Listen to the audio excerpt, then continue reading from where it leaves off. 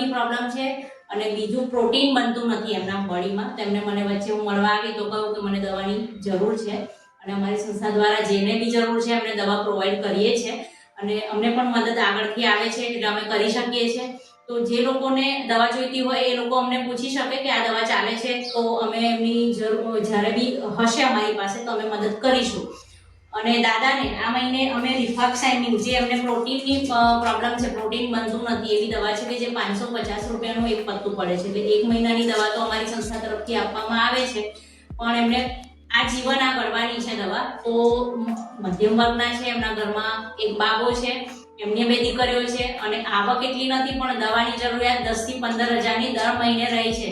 તો દાદાને અઘરું પડે છે આ લેતા. તો જરૂરથી તમે મદદ કરજો. જે લોકો આ વિડીયો જોવો છો તમે ડાયરેક્ટ અમારી સંસ્થાનો કોન્ટેક્ટ કરીને દાદાની મદદ કરી શકો છો. જય મહારાજ. દાદા, તમને અમારી સંસ્થા દ્વારા આ દવા જે આપવામાં આવી રહી છે તો તમે અમારી સંસ્થા વિશે શું કહેવા માંગો છો? તમારી સંસ્થાને લીધે મને લાભ મળે છે એટલે ખૂબ ખૂબ આભાર માનું છું.